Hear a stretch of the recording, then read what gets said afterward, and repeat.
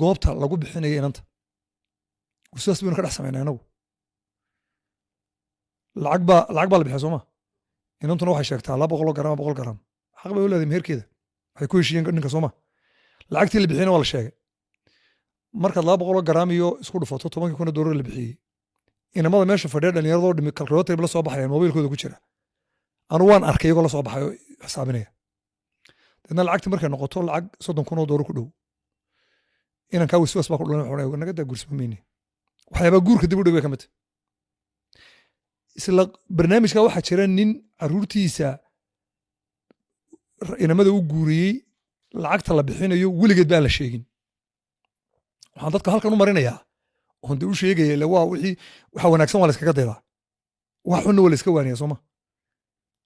maxamedow lacagta la bixinayo